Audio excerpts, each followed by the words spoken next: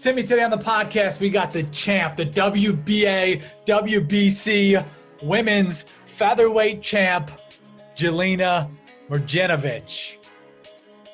That's when we pump in the audio right there. We talked to her about her boxing career, what it's like being a pioneer in the sport of boxing. Well, in the sport of female boxing. When she fought, and actually I just watched her documentary, Jelena, the film. We talk about it a decent amount on here. Just watched the documentary that came out 3 years ago. And she was really a pioneer in female boxing. We also talked about she owns a gym now and everything that's happening with the coronavirus and everything, how she's trying to adapt to that. And it's just interesting to hear from a gym owner's perspective too. Yeah, and she's later in her career now. So she's 37, turns 38 in June. She's started that gym 2 years ago, but she's also thinking like, what's next steps? We talk about marketing of boxing versus UFC, whether there's a chance she'd ever want to fight in the MMA world, and a whole lot more, Timmy. And now on to the podcast. They did a great job with that documentary, hey? They did. It was cool. Yeah, that was cool. Definitely cool shots. How long was that filmed for? Actually, not as long as you think. So I usually do about 10 to 12 week training camps, and I think they jumped in about week 7. And they were there only a few days a week. And I told them the only way we could do it is if you were a fly on the wall. We're not stopping redoing anything until we do the interviews. So yeah, that's good. Yeah. What was the crew like? Was it multiple people or just like a person, two people? Like two people, and then the lady who edited it was the one who I agreed to do it with, and she was super awesome and obviously meticulous with every frame she picked. So yeah, it was good. That's good. Yeah, cool. I think like if you've never done like combat sports, or like filmed it, you need to realize you have to be a fly on the wall because it's such a different thing than other sports too. Like in training camp, that is. Well, and have you seen any of the clips from the documentary there? My coach he's something special, and I love him to death, but he is very like particular. So there was no interrupting anything when we were. Yeah, that's funny. We shot some stuff with a coach down in South Florida, MMA stuff. And he was great. Henry Hooft. I don't know if you know his name. No. He's Hard Knocks 365 is the name of the gym. Yeah. And he was like a world-class kickboxer. And now he's a coach. And great coach, works with a lot of big-time people. Kamaru Usman is a UFC champ. I think he's his only champ currently. But so we go down, and his wife – I think it was his wife was like, you caught him on a good day. He's good.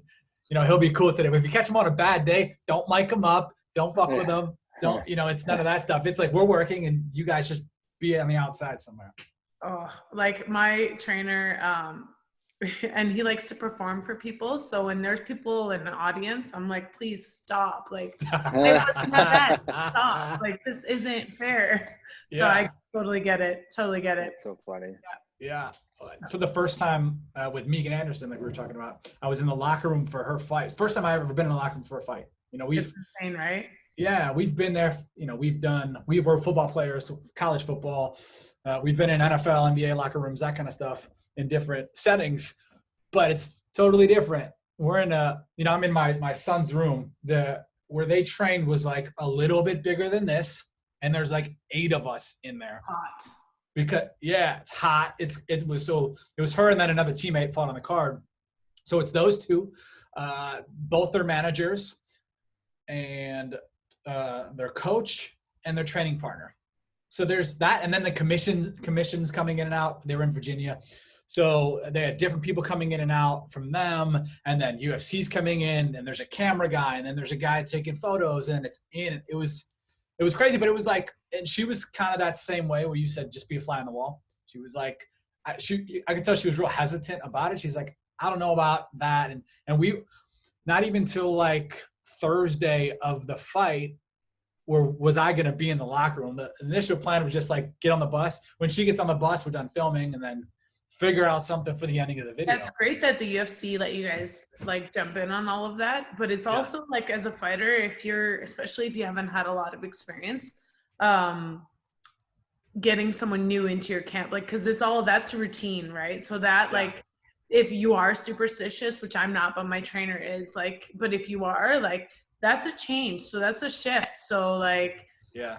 you know, that's kind of cool to be able to witness that. And that's, like you said, like, people want to see that content. That's the real life thing that everybody wants to know what happens then. So yeah, it was cool to be able to capture that and do it. And what was good too, I think this probably helped, is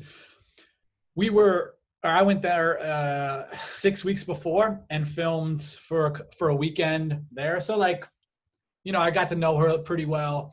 I'm with her all day for 2 days, and so it's not like a stranger showing up to film. It was, you know, like there's a relationship already, and then it makes it easier. Totally. Yeah, that was cool. Fun. I'm not a dumb shit, so I understand, like, you know your spot, like social norms. Yeah. I don't know if I said a word to her the entire time we were in the locker room, like not one word. Which is fine too. Yeah, that's cool. That's an experience though. And then she had an epic finish. It was a good fight. So yeah, I mean, everything turned out well. Yeah, it did. Kind of like your, well, you didn't have an epic finish, but with the documentary, you still won. Yeah.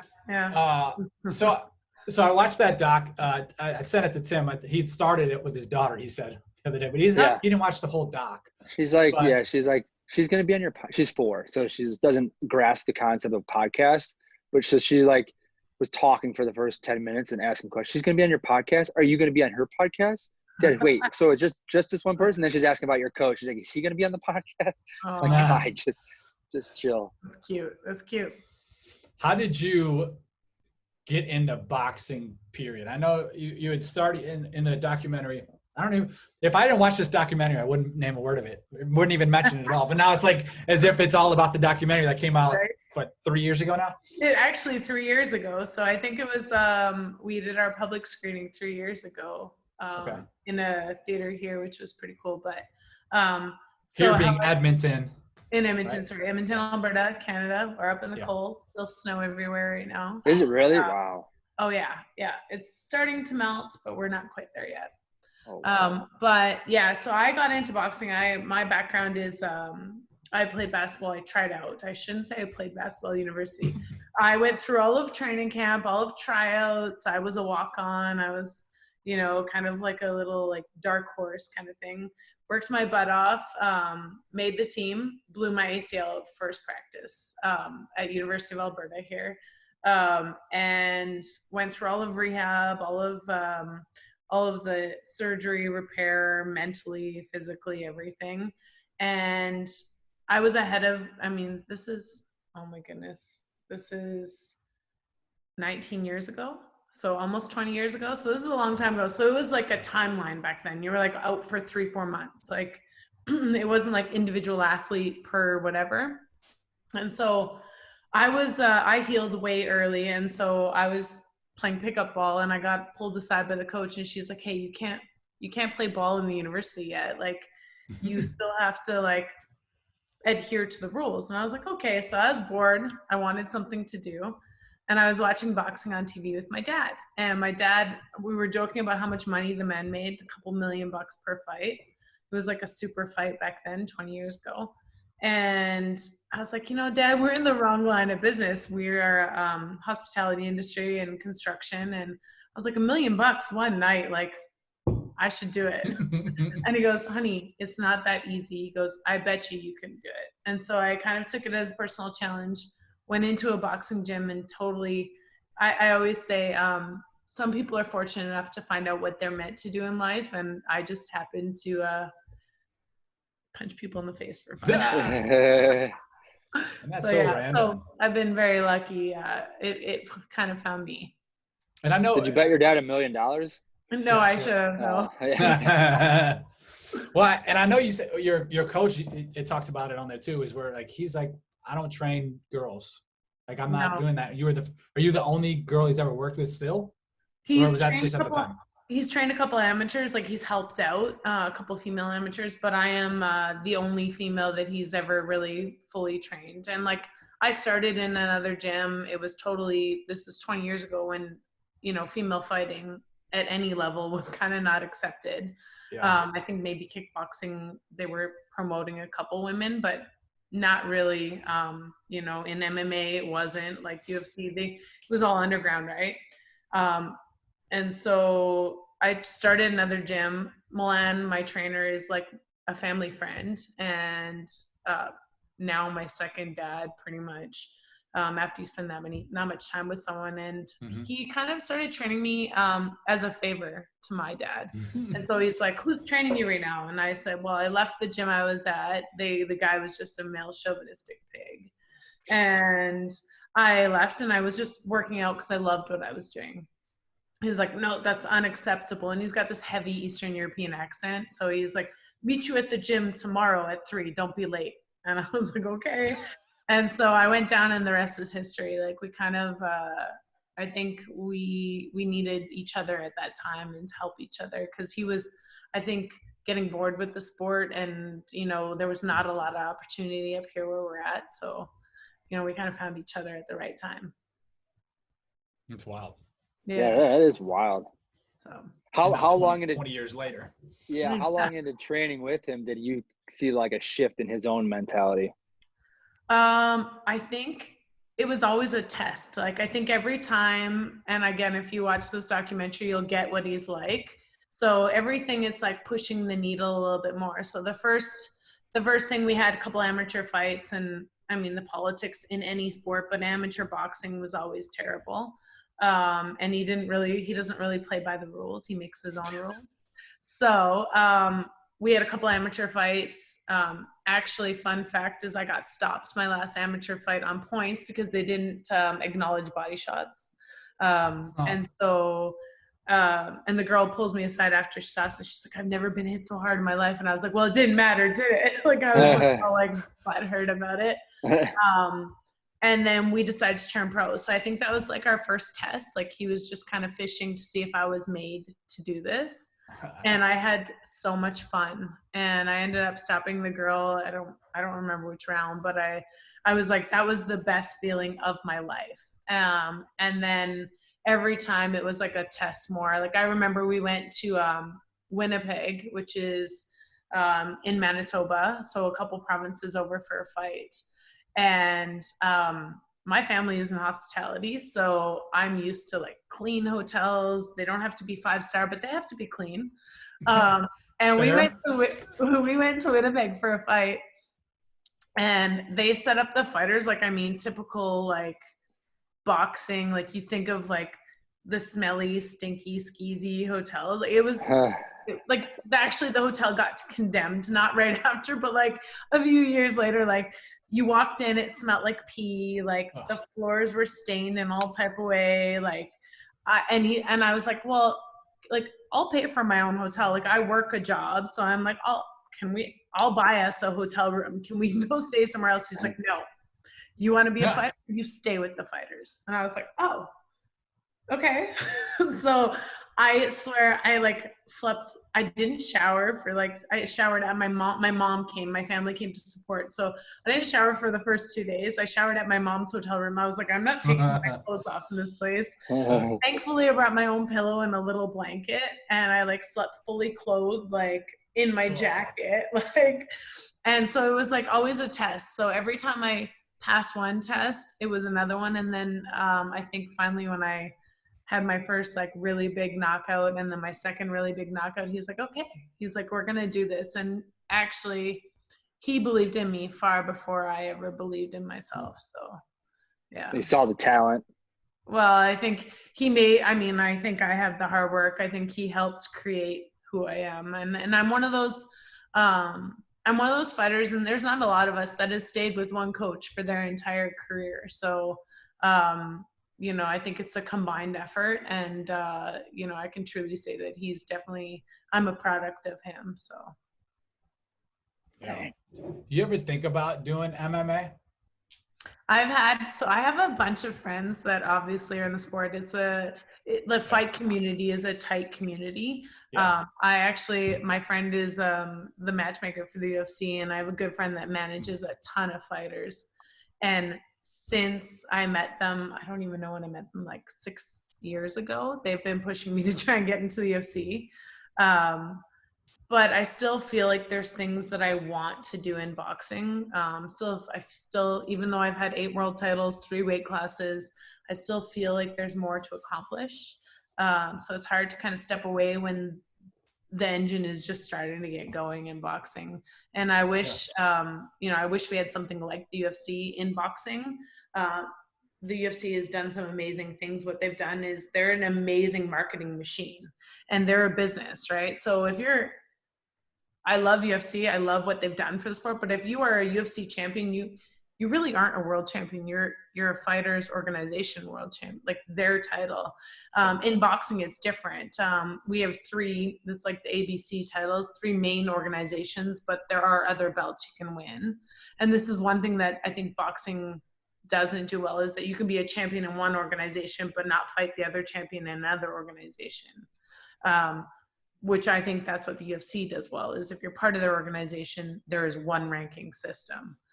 With boxing, there's different titles. So if you are a unified champion, you obviously are at the top of each one of those organizations. So I'm the WBC, WBA featherweight world champion. Mm-hmm. There is one other major belt that I don't have that I've been trying to get.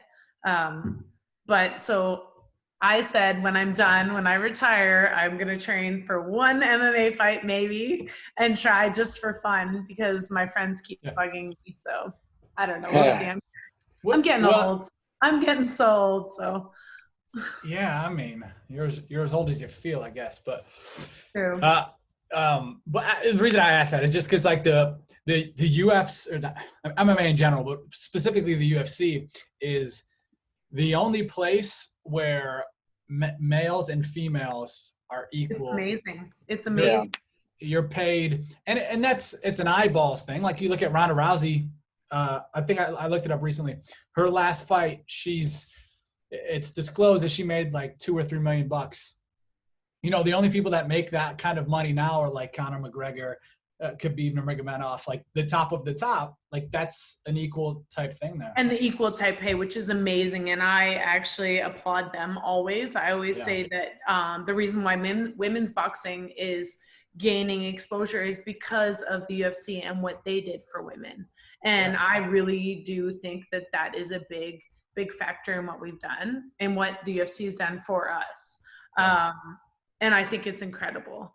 However, when you talk about paydays for MMA or UFC to boxing, they aren't even close. Highest paid athlete in general was Floyd Mayweather, right? So, I mean, yes, for women, 100%. UFC is where it's at. 100%. Yeah. It is weird though with the money, because it's like you got your Floyds, you got your Mannies, you got your tops of the top that make stupid money. And then you got a lot of people, as you come up, you're not making shit.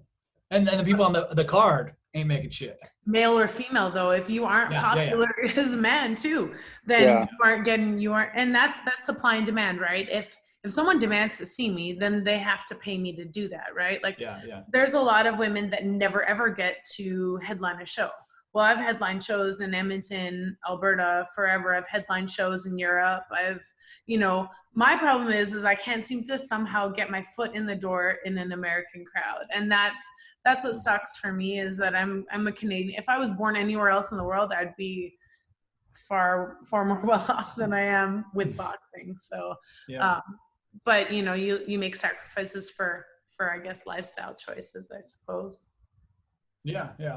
And even so, we were at, what was this, 2 years ago? We were at when Heather Hardy's debut, who's a boxer for MSG, at MSG with Bellator. I've heard Clarissa Shields talk about wanting to fight and MMA, that kind of thing. So I don't know if you had the crossover. Well, I've been asked, and I was probably asked way before them because of my relationship with my friendships. And I've had the opportunity, and I keep bugging them. I was like, okay, well, I want to fight at 125, so you need to make a category for me. Like I play with them, I joke. And then I'm like, and I don't want to have any other fights. I want to jump right into the UFC. Like, so I asked for these crazy demands, and they laugh at me. But then they're like, no, but really, do you want to? And I was like, I don't know. Specifically, the 125 UFC division is wide the hell open. I Champ, know. and then people they're looking for contenders. And the champ's Let me just injured win it, too. and then they'll just leave. Like, hey, Yeah. Vacate. Win and vacate. Yeah. You when you hold the most leverage possible, and they got the champion who's injured and really nobody else in there. You can go in there, steal it, and peace out. Yeah. See ya. Until I get kicked in the head. Oh. Yeah. That's a whole.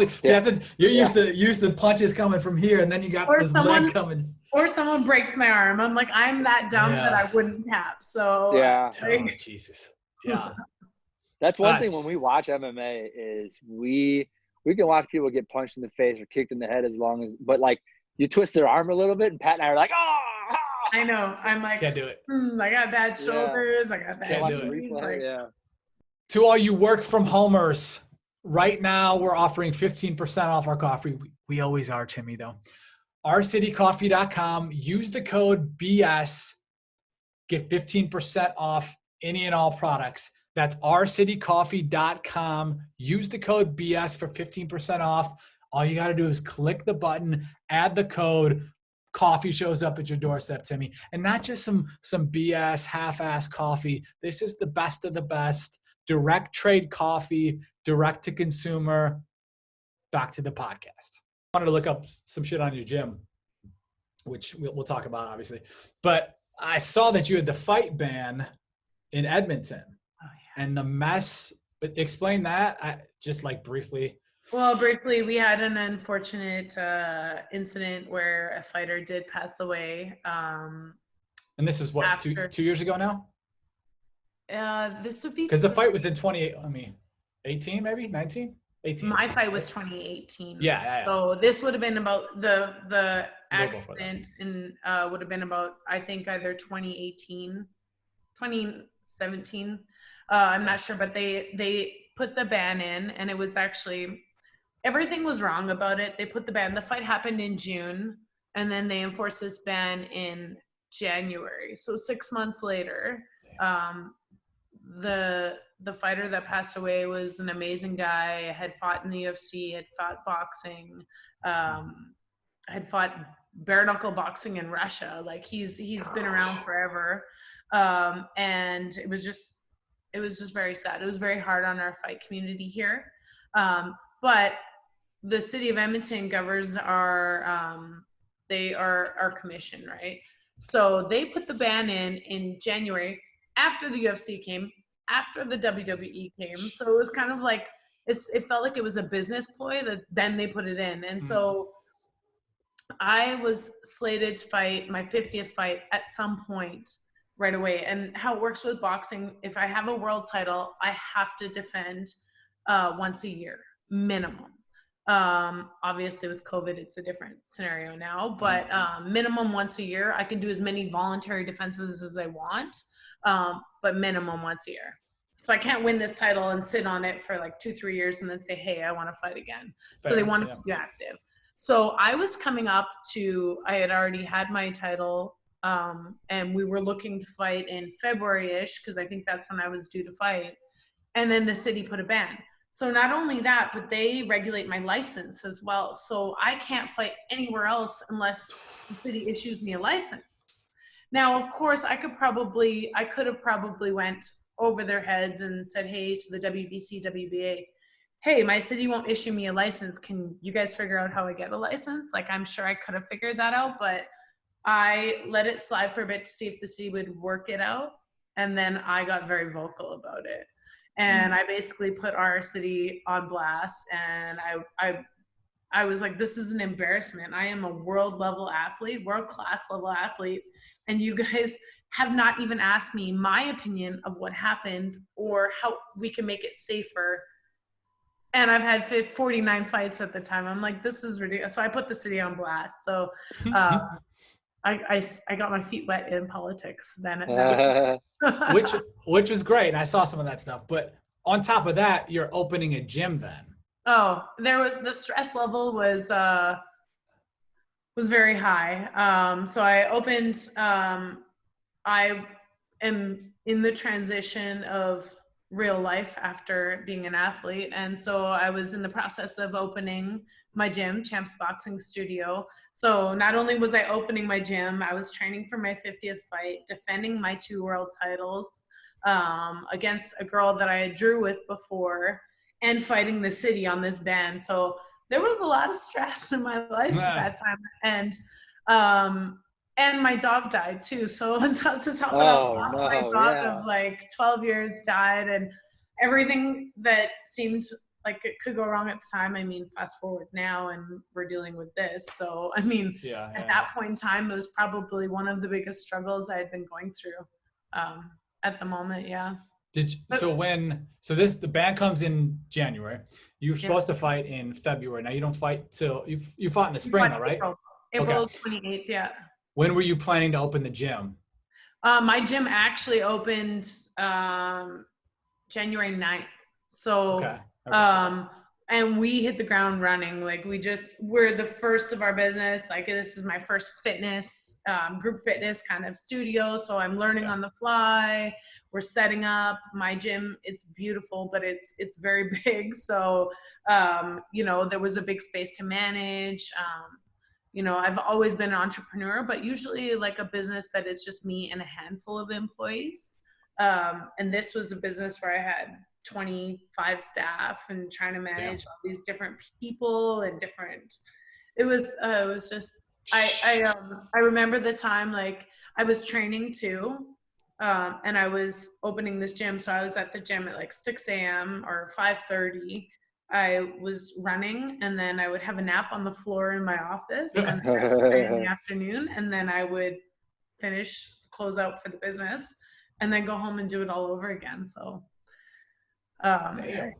would you have like, fitness, boxing fitness type of studio, but were you having other people like yourself in there training for like fight camps too?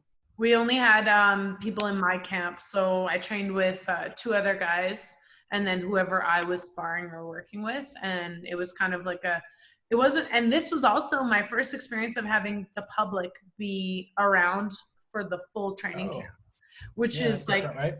It's so different, especially like how I said, my coach likes to perform sometimes. So if people would be lingering around the ring and watching, and I would do something wrong, it was like, oh my God, it's the end of the world. Like, I can't believe you did that. I'm like, I did pick my hand up. I dropped it one time and I got hit one time. What's the big deal? Yeah. So it was an experience. And like, the fight was amazing. The gym, the opening was amazing. Everything really turned out well. And so I don't know if I would ever change it. Like it was a lot of stress. I remember my dog, I think, passed away early February-ish, or maybe mid-February. So kind of like where everything is ramped up, like everything for training is like up. And I remember getting the shit kicked out of me for like a week straight because I was so sad, and like I live by myself, so my dog is my person, like my partner in crime. So it was hard, and I got like literally if I could find the picture I'd pull it up, but I had like every day I would come home with a different type of bruise. Like we would beat the shit out of each other. Me and there was a guy that was fighting who was my sparring partner, and he also works at the gym. And we beat the shit out of each other for like the whole training camp. And my coach finally pulls, he's like, listen, I know you loved your dog, and I know it was a good 13 years, but you got to get your head out of your ass or we can't fight. And I was like, no, you're right. And then I cry a little bit more, and then I fight. Like, so it was, it was definitely a lot of memories from that training camp. Yeah, it's wild. That's a lot of stuff, a lot of like life changing stuff happened in that short window. Mm-hmm. And that's how it is, though. These things, if they don't kill you, they will make you stronger. Yeah. Well, I guess we don't know, but I was going to say, when do you think you're going to fight again? Yeah. But I guess it totally depends on this craziness. Yeah. Well, I was actually messaging with I've talked to the WBC and WBA kind of about all this, and I, how we've kind of talked, but I have a little bit of a different situation. And so I've been in touch with them. And then now with this COVID, we're trying to figure out when fights are starting again. So they're saying they're postponing everything till about July, I think, right now at the moment. Yeah.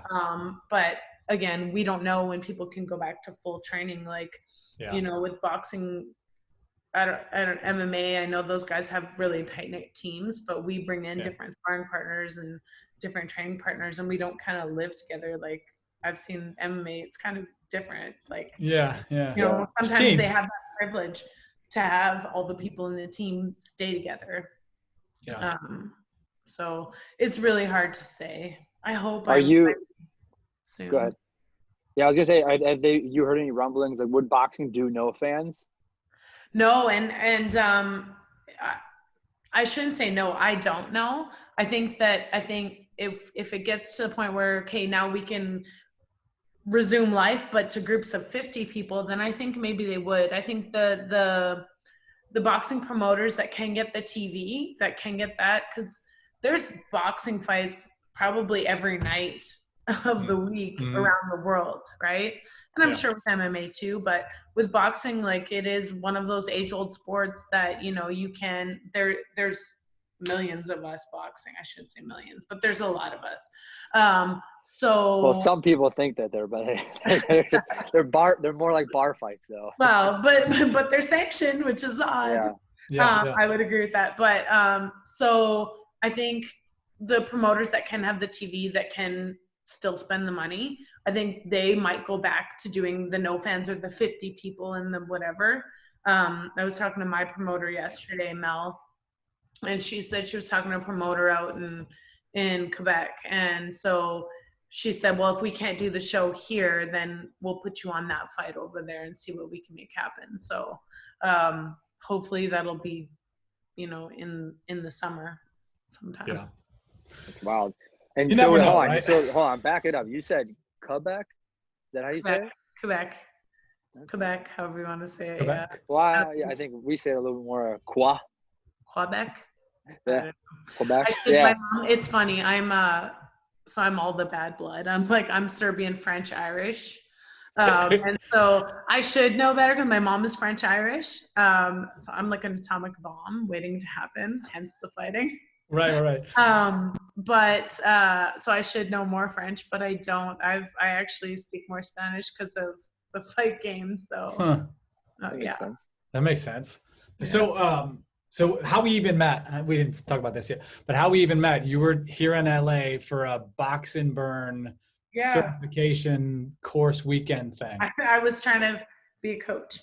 No, okay. I always feel like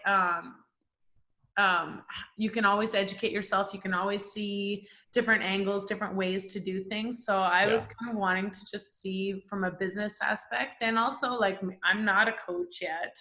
I feel like I could be, but I would like to see how to teach people different ways. So I was there at the box and burn thing. What they do is amazing. Those guys are great. So I went more. Yeah, go ahead. Sorry. I was just gonna say, so we were doing the video, and then, like, it's a 2-day. People fly in from all over. You're coming from Canada up there. There's people coming from Europe, a couple different places. A couple different European places.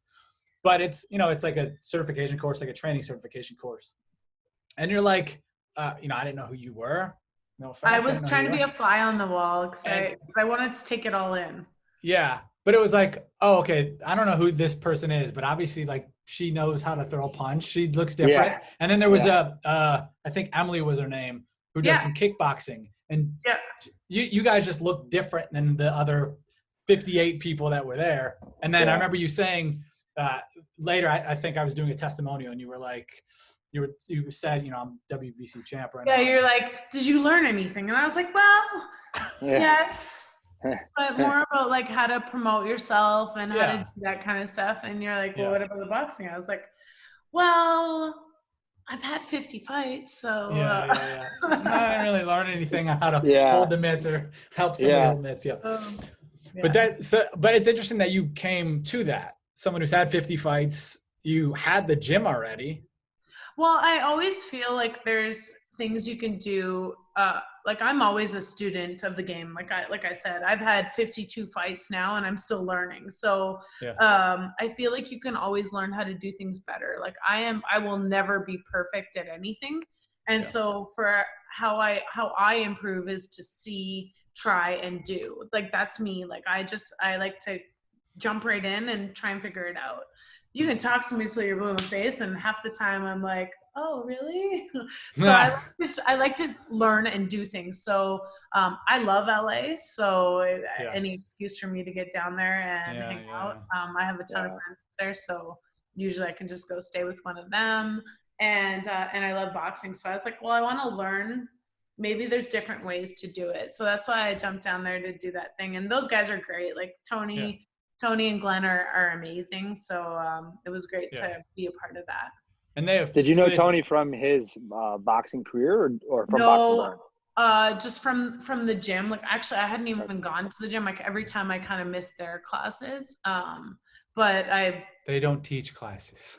They don't teach classes. Not anymore. Rarely.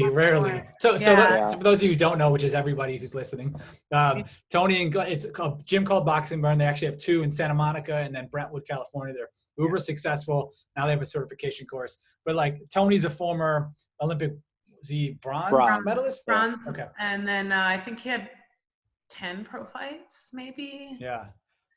He was 10-0. And I remember we've done a bunch of stuff with them, video content wise. Yeah. And I remember him talking about, he goes, his hands were so messed up. He goes, I couldn't button me trousers.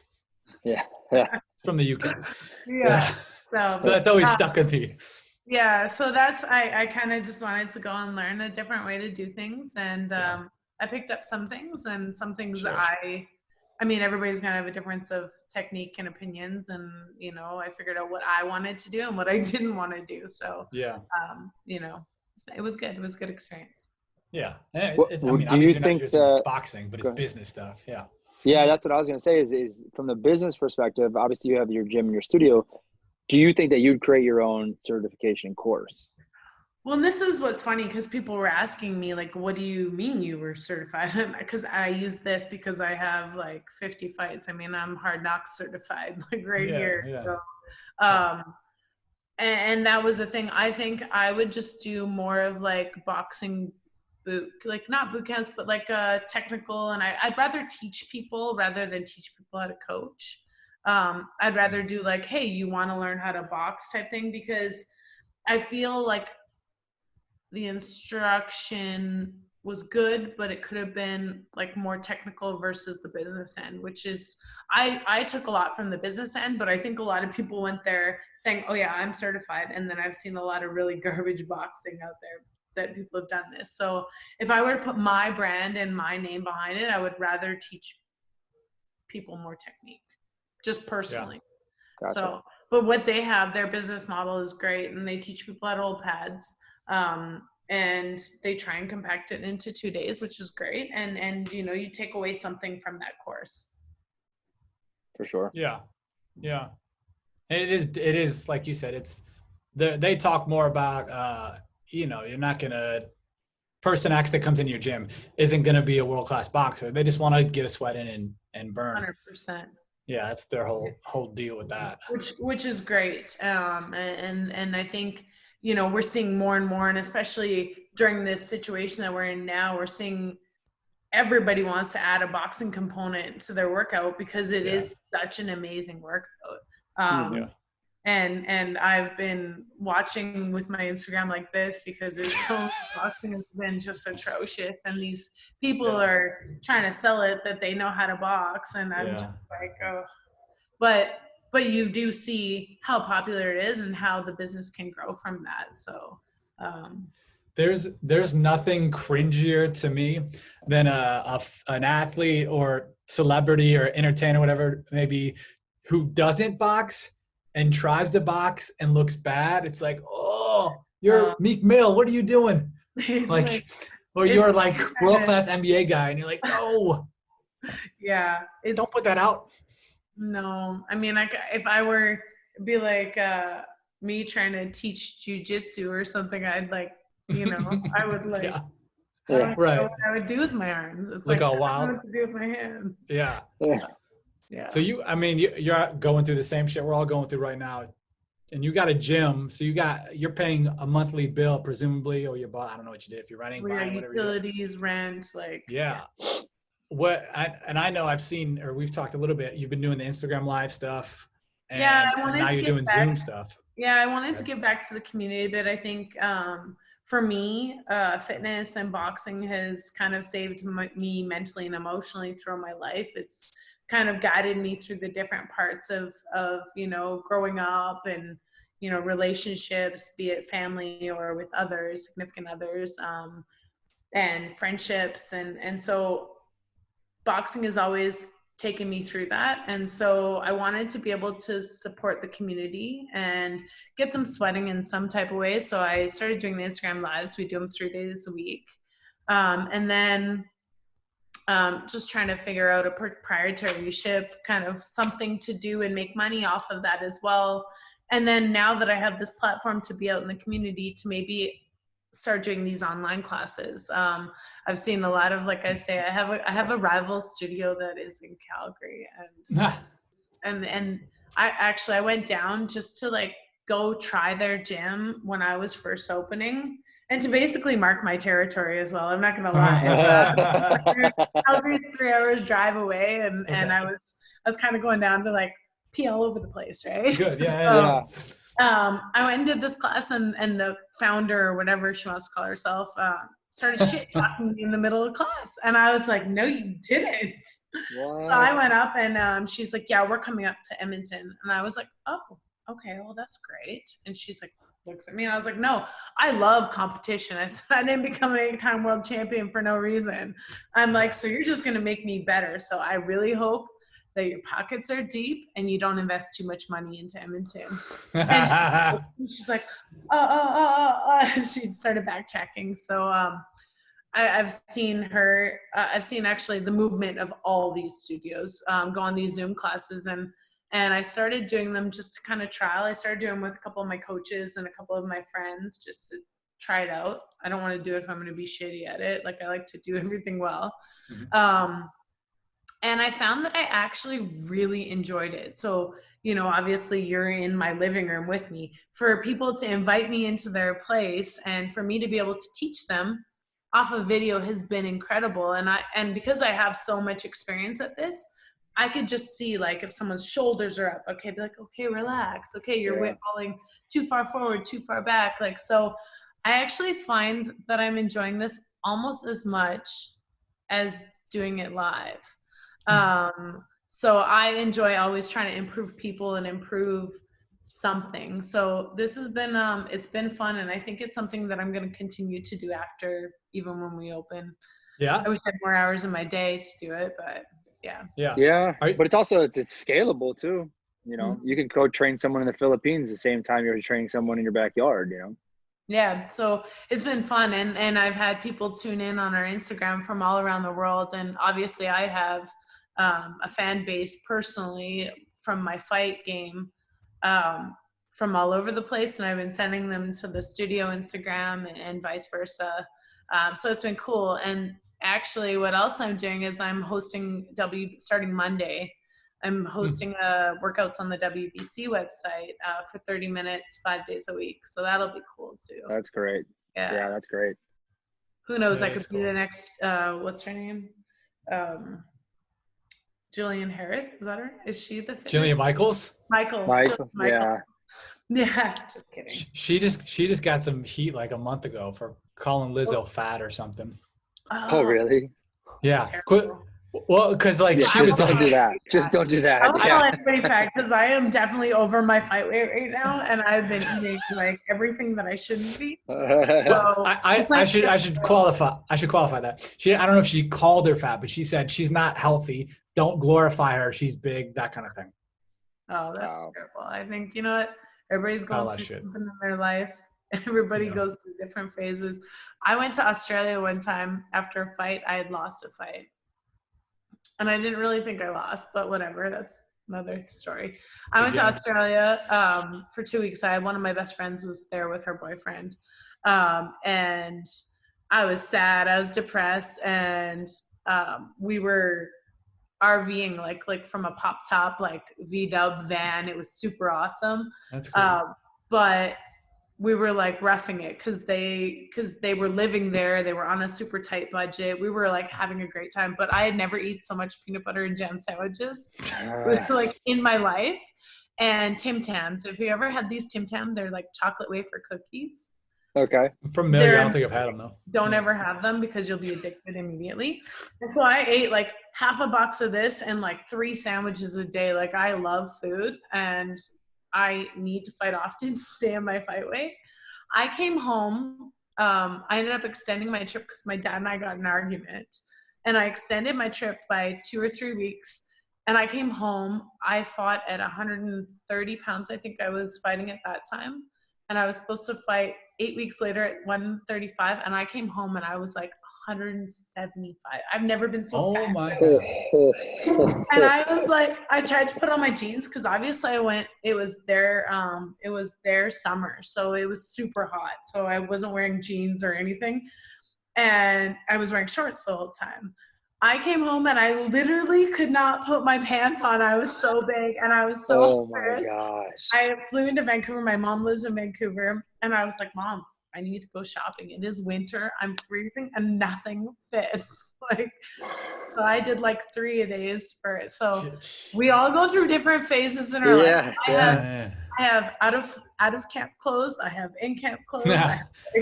So I have like 3 wardrobes, I think. That's and great. So you lost 40 pounds in oh my God, it was weeks. the worst experience of my life. I can hands down say that. Yeah. Oh.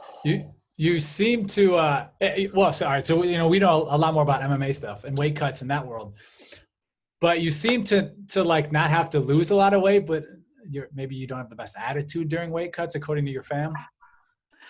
I don't know what they're talking about. I'm great at weight cut time. You know what? My family, so to clarify this, my family on this, on my documentary thing, they said that I'm not fun to be around. Yeah. And that I have a bad attitude. It's not true. I just have no patience for stupidity. Fair. So I feel like when you're getting that close to fights, you don't need people asking you, hey, how are you feeling? I feel like shit. I'm tired. I'm stressed. Of course I don't feel great. Don't ask me dumb questions and I won't give you the attitude. Yeah, fair. I'm on my team Jelena here. Yeah. Yeah. So, but we've been around a couple ones and it's like, we know to be like, all right, well, we're just here.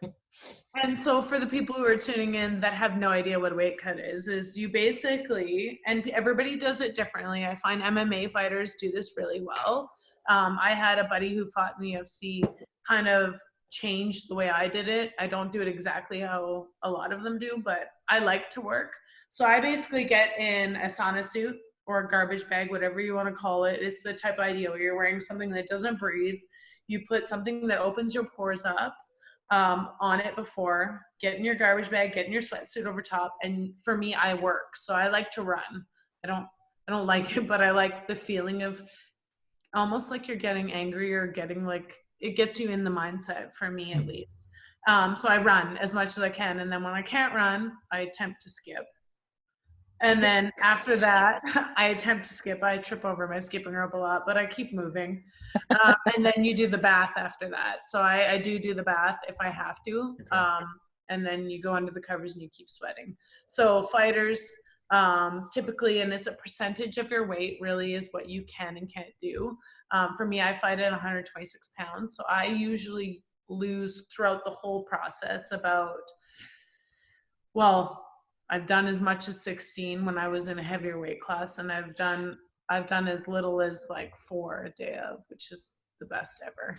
You've done 16 day of? 16 day of, like kind of within the 24 hours, within the 20. Yeah. Like I said, it was the worst experience of my life though. Like damn. I can easily do anywhere from like 6 to 10. I mean, at that time, your body is a well-oiled machine. You are eating super clean. You aren't having a lot of salt in your diet. At that time, like most people do no sodium. I do very low. I only do no sodium last 2-3 days. And so basically whatever you put in, sweats right out. So it's a science. And then your body, like for me, 52 fights totally comes in tune and it knows what to do. It's almost conditioned. So it's a crazy I've got process. it down to the science now where I can do it on my own. Usually my sister had to supervise me so I didn't like fall over or hit my head or something like that. But now I've been able to just do them on my own, and it's kind of like that therapy time. It's like, okay, fight is coming. This is the work we need to do. Let's get it done, and then let's get ready. And then the fight night is the easy part. It's the fun part. Yeah, Really. it's so crazy though. You gotta dehydrate your body and then you fight within whatever you know. And the body, hours, it's funny how crazy your body, how much your body changes. And I have just, I don't know if you'll be able to see this. When was this? I might have this my right before. So this was I don't know if you could see that, June 11, right? I fought June 20 something. Okay. So this is not even a week, I think, from me to fight. This was my face. I was sending this to my girlfriends, like, how are you feeling? And then this is like 4 or 5 days later, how much your body changes. And like, that wasn't even me dry. So, so it's crazy. Like that's kind of, I enjoy seeing that the final part. Cause I level off when I fight. So when I'm in training camp, I find like I go stagnant for a part where you don't lose weight. You're starting to stress. Like you're like, I'm putting all this work in. Am I gaining weight? I don't know. Like the mental aspect of fighting is so messed up. And so usually that week before it just all falls off. And it's kind of like, you're like, okay, finally the hard work, it's finally showing. Mm-hmm. So, yeah.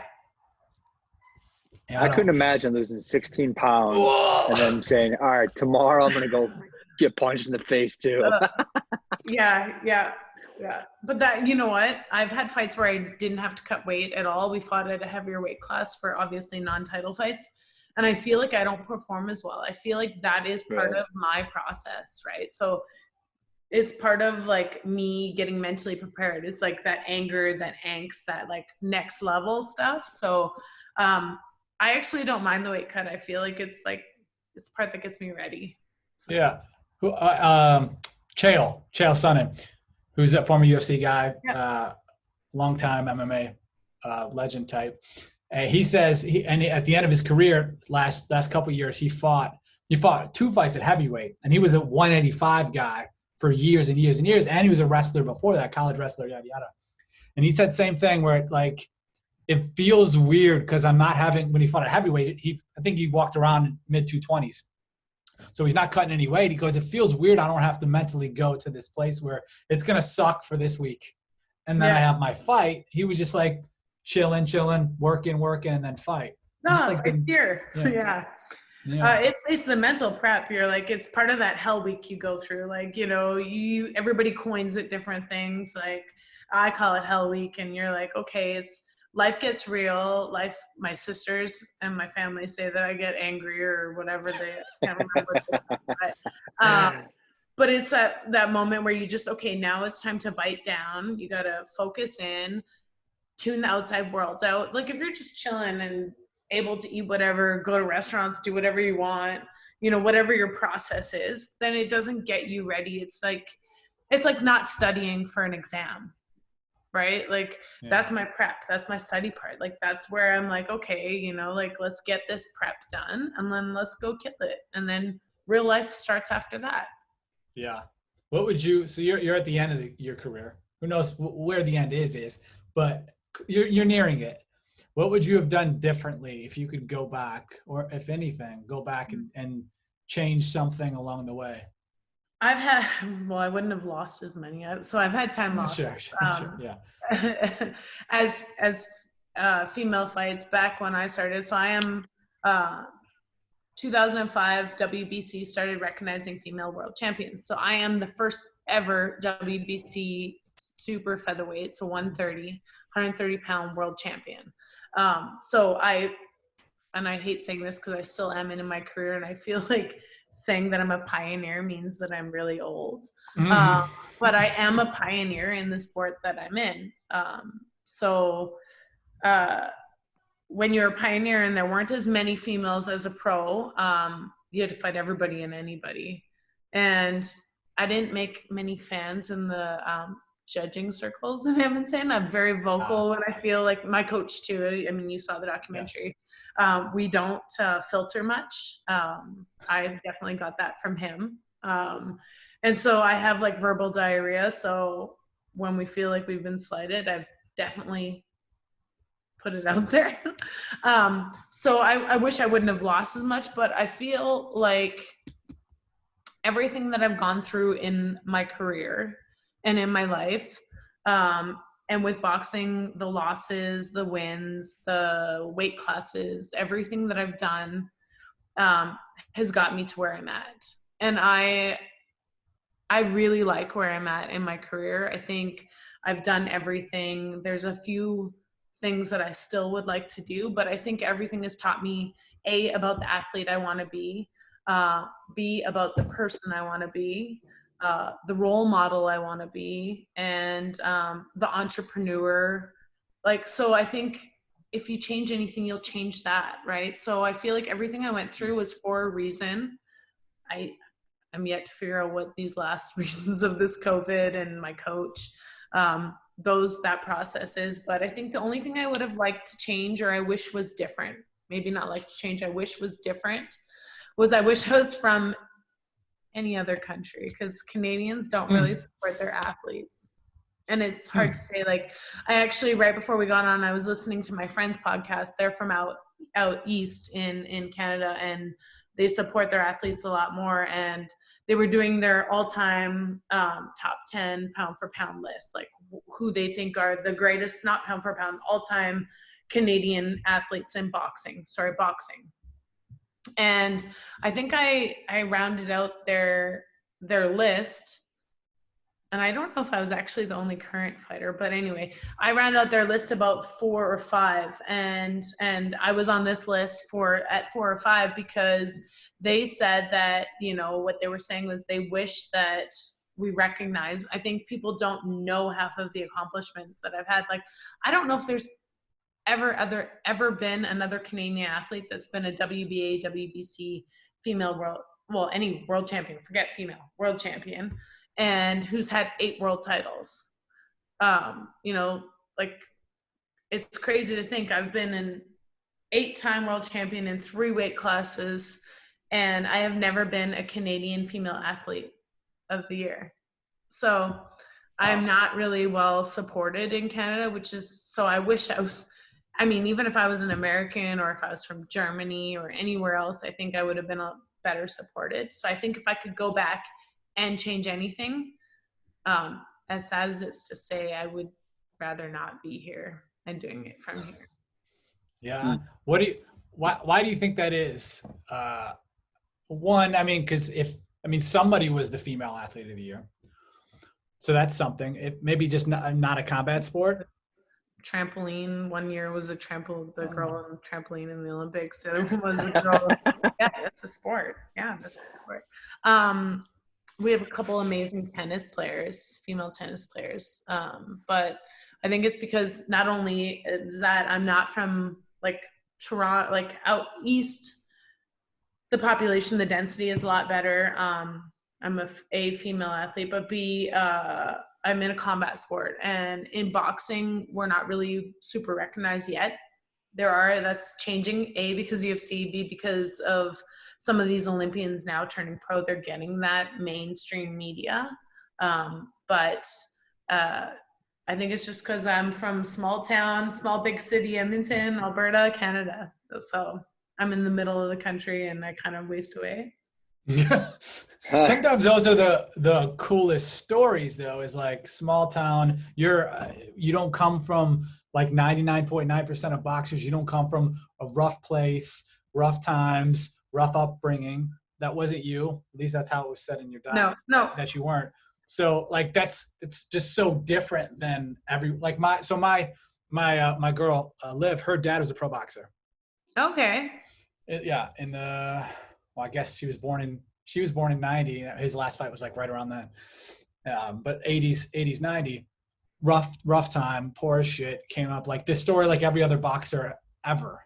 The Floyd Mayweathers were like those guys, you know, like rough times. That wasn't you. And being from middle of nowhere, as you say, like there a lot of times those can be the coolest stories and backgrounds behind it is the ones that aren't like everybody else. Well, and this is what's cool, and this is why I love following you guys, because you have amazing ideas for nowadays athletes to promote themselves and promote their story, right? Now you really when I started, you really couldn't control that story because social media wasn't what it is now. And this is why I love following you guys. And I think the ideas that you guys have, business ideas for athletes, for basically any entrepreneur type thing is spot on. And I think what you guys are doing, keep doing what you're doing because you guys are killing the game. But and that's where, you know, it would have been cool. I just don't have enough eyes on me. And like, I you know, I love my coach and I love my promoter, but they aren't the best tech savvy. They aren't super connected. And, you know, back when I was starting, it was a different game, right? Like you're trying to sell a female boxer. Like people, once I get my foot in the door, it's a different story. Like, yes, I can talk. Yes, I'm really exciting when I fight. Like I enjoy exciting fights.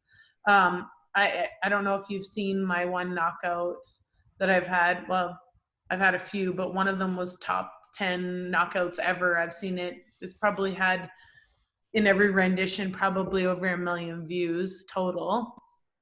And then, you know, people want to see good looking females fight, you know, like decent looking. Nobody wants to see, you know, whatever rendition, you know, like if you're going to watch a female fight, let's watch a female fight. So the problem is that I can't get my foot in the door because I don't have that network. I mean, now with the WBA, WBC, problem with me now is that I'm turning 38 in June and nobody wants to invest in in an old horse in the race, even though I don't think, I think I still have a lot of good fight years left. I think I'm feeling like I'm at the top of my game.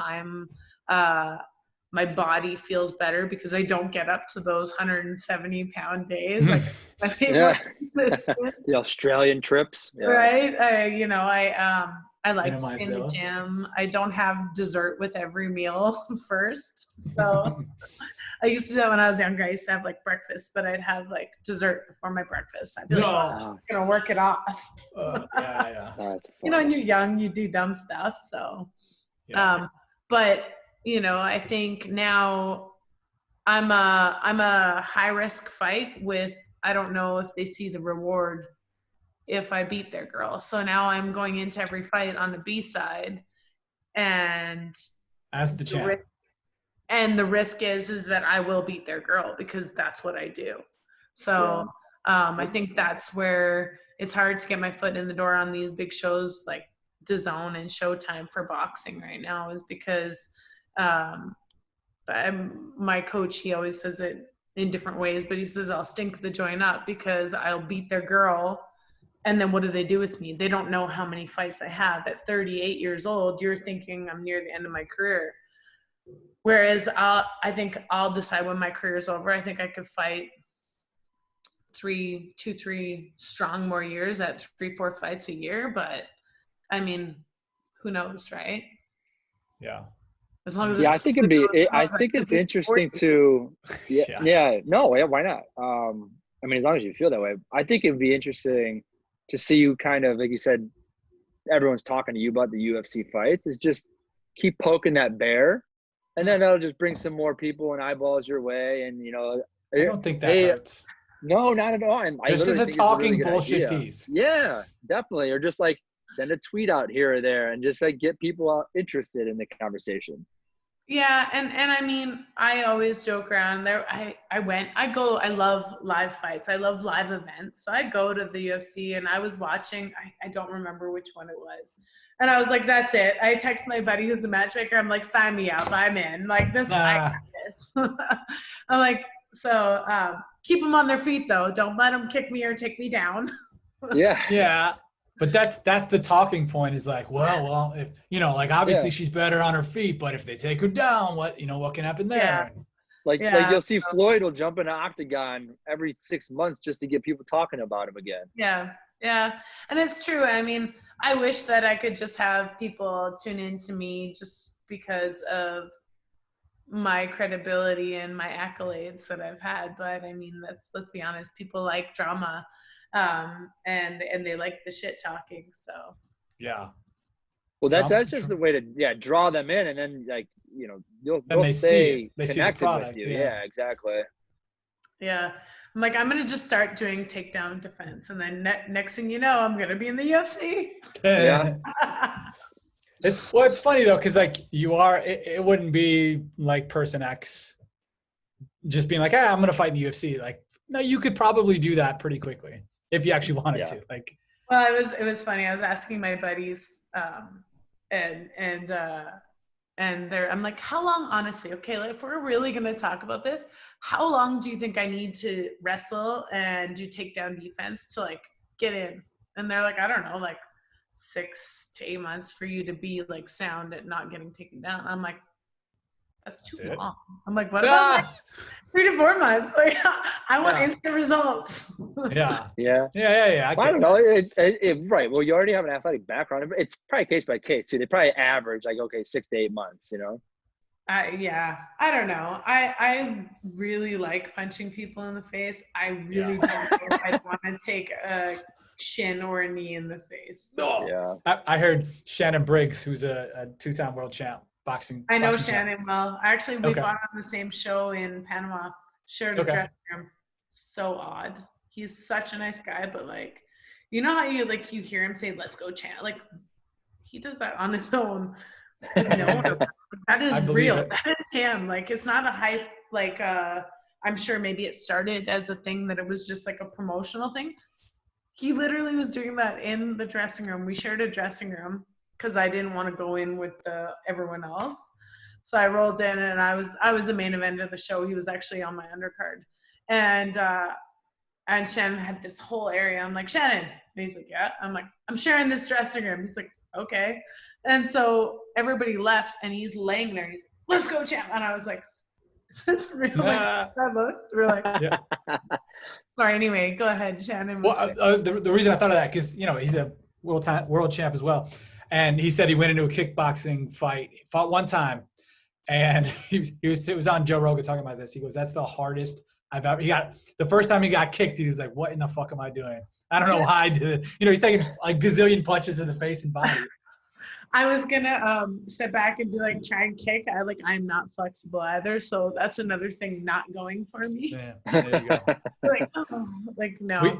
We did a video. You weren't there for this, Timmy, but we did a video. It was me and one of our old video guys with Shannon Briggs for this project for USA Today. And we've been trying to get a hold of him. And he was actually in LA for the Rogan interview. So I was like, hey, wherever you are, we'll just come. We just want to sit down and do some audio, and then we'll do some B-roll stuff at a later date, or just pull some stuff from the internet, whatever. Finally get a hold of him. It's like 7:00 on a Wednesday. We just go to his hotel room to do it, and it's me and this dude in his Shannon Briggs hotel room in West Hollywood, and he's doing the "Let's Go, champ" at the end. He takes his shirt off, and he's hype as shit, and it was a great conversation. And then the week we were gonna put out the videos when he got popped for whatever he got, PEDs.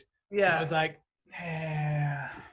that's not. And he is like he's a dynamic and interesting fellow. Just to say, but he's always on. Like, when maybe he's not when he's by himself, but like I said, we were waiting. The show took forever. Like, it was, I don't know. I think I went on and I fought at like 12:30.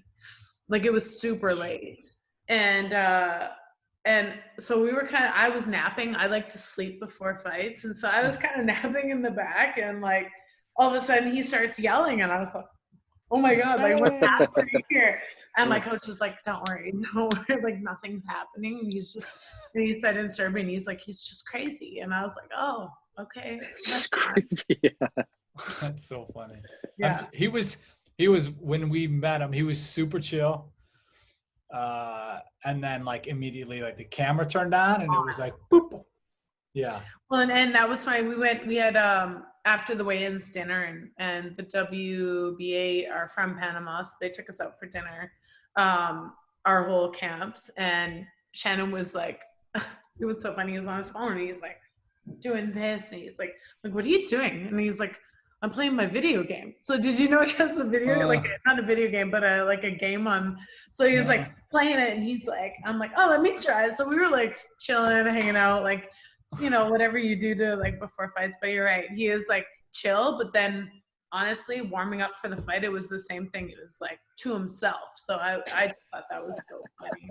So if anybody thinks this is just for the camera, like he does it prepping, like maybe that's his mindset, like maybe that's his like hype way. I don't know. So yeah, it's pretty funny.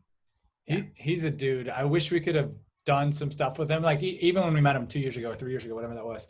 But like business wise, he was so hot that Let's Go Champ. And then like he started to do came out with some clothes and hats and merch and other business ventures. It just doesn't seem like anything's really like hooked. Yeah, he seems like doesn't see it through, right? Yeah. Or like some advisors got some like crazy ideas and you're like, oh no. I was in Miami and I was going to check out Klitschko's before one of his fights, and this was when Shannon kept following him around everywhere. And so fucking funny. That was the best. Hilarious. So he went and I was there, and Klitschko was telling us about this, and he's like, yeah, like just the other day. And I'm like, seriously? I wish that I was in the gym the same time you showed up. And like, but yeah. So, I mean, I'm sure those guys like that have so many stories to tell. Like, I'm sure. Yeah. I mean, I have so many stories, and I'm a female fighter who's pretty under the radar, like don't cause drama, but we all have the stories. It's just who wants to listen to them. So yeah, all of us. That's what's true. It's for us who are fight fans. Like we used to get every boxing big pay-per-view when I was in college. Like we would get all that, and then like now we get all the MMA stuff. We've been combat fans forever. The drama, while we appreciate the athletes and the hard work, it's the process and the drama, at least that I get into. I'm sure Timmy's pretty close to the same. Yeah, and like the UFC embeddeds. The vlogs they do are the most incredible thing to draw people into like people's lives and understand who they are, and it's so simple. Well, and it was cool what they did with even like the Ultimate Fighter, the show, right, with the fighters staying in the house and stuff like that. And that's what I think boxing missed the mark on. They did it with the Contender series a few years. That was cool. Yeah, that was cool. Yeah, and I don't know why. Maybe just I don't know. The problem is like, and this is what the problem is. Like I said, the UFC is one organization, one entity, and what they do extremely well, but they handpick who they want in their organization, right? So, I mean, they can because they have everybody is banging on their door, which is what you want, supply and demand, right? Yeah, that's super cool. And I know this is Pat, I was kind of messaging you about before. When I was going to come down to LA to sit down and meet with you guys, if I do get a big fight on DAZN, I'd love to do like to let people kind of into the place and do kind of like what you did with Megan or Megan? Me. She's Australian, so it depends where you're at. Okay. What you did with her, because I love the content that you guys did, and I think it is cool. I think that is the part that people don't understand. Like, it was funny when I opened the studio, we usually get a decent fight crowd in Edmonton, but the fight crowd live blew up because everybody who went in the gym and had seen me train and had felt like they were part of the process came and watched the fight. And they were like, that was the best thing. And I felt like I was invested. I'm like, well, because because you become part of the process. And so totally. And I love watching that stuff. And I know obviously I'm a little bit more connected, but even in sports that I'm not, like you said, like following football players, following any kind of athlete in something that you appreciate as a fan, to be able to tune into like all the process and learn what happens, not just day of the fight, but leading up to it, or day of the game, or whatever. Mm-hmm. You know, I had a friend, Omar Miller, did this tennis series thing, and I can't remember what it was called, but he would go to every like large tennis event, and he would do like, he would talk to some of the tennis players, he would do what food was around, what kind of entertainment, and he'd highlight each city in a cool type of way. And it was a web series too, and it was super cool. But then, you know, you're waiting months and months between each event to see the next one. It would be cool to follow that. So I wanted to meet with you about it, and then and I still do, but I just don't know when my next fight is. But my coach actually, and I think I definitely want to do it now, because I think for a human interest side of the story, my coach actually suffered from a heart attack and is still in the hospital. I don't know if he will recover or not, but I think following the story about how, for me, it's a human interest thing too, because I'm interested in how it would be really raw. But following my journey now through an extra struggle on top of a fight.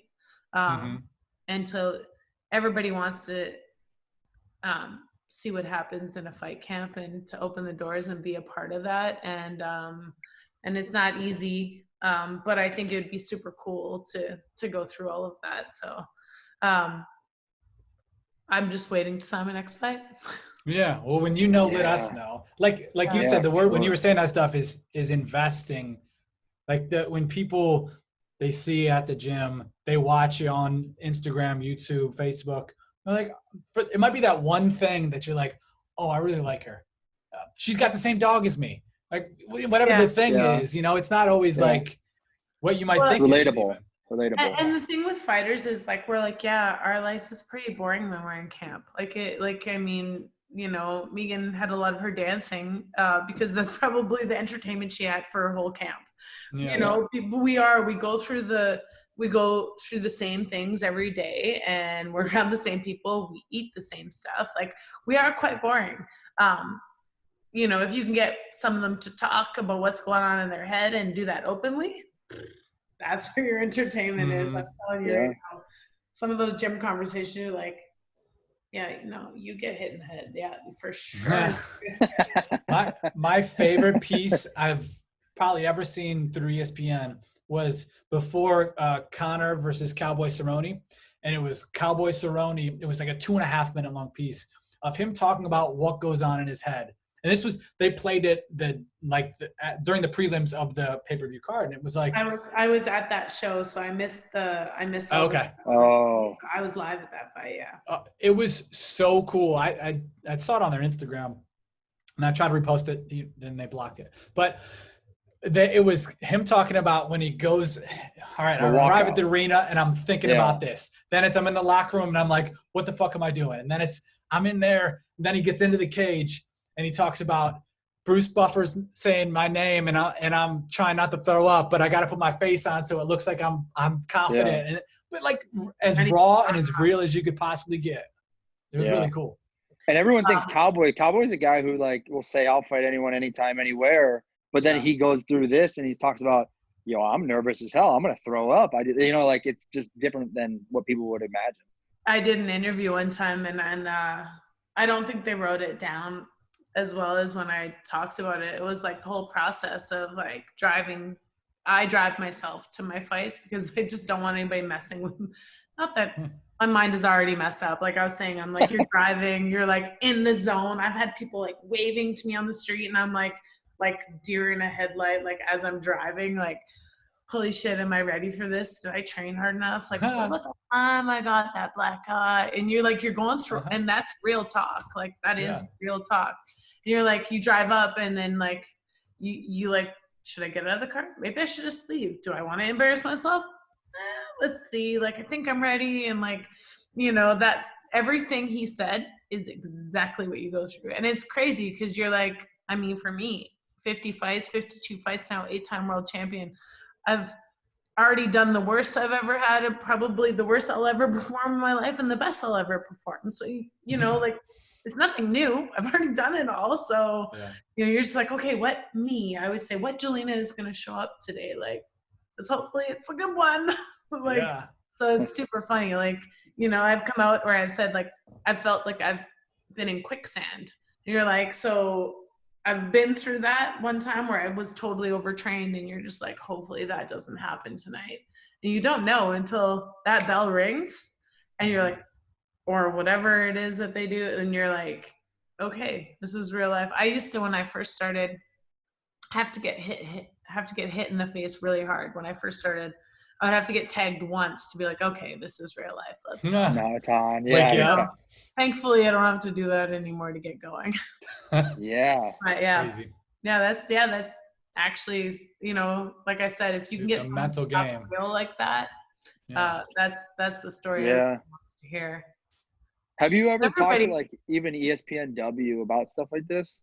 No. I mean, that's like great content. I feel like they would be looking for. You know who does a lot of Canadian stuff for whatever reason is Uninterrupted too. Have you noticed that, Timmy? Are you familiar with them, Jelena? No, but I will be right away. It's LeBron James' media company. Oh, okay. But I don't know, for whatever reason, they just seem to have like a lot of Canadian athletes do stuff. I don't know if there's like a specific. I don't know who on the probably team, because we're not signed with anybody, and you can do anything you want. You're not. Yeah. And they love coming to LA. So. Yeah, seriously. Just whatever. I mean, you don't have to come to LA to do it, but they'll do it, and they'll just have or they'll have them a part of like the work from home, workout at home, series type stuff they do.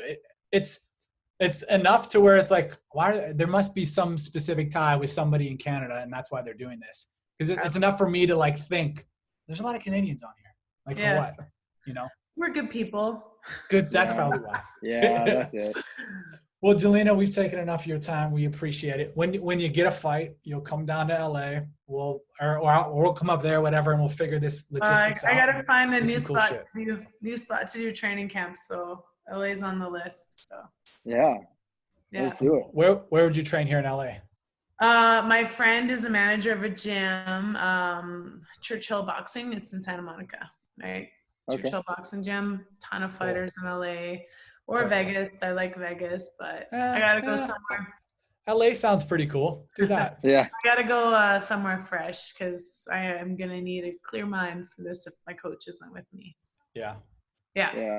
So. Well, cool. Yeah. We appreciate your time. Thanks for having me on. Of course. It was a great talk to you on the DMs. Yeah. All right. See ya. Bye. Bye.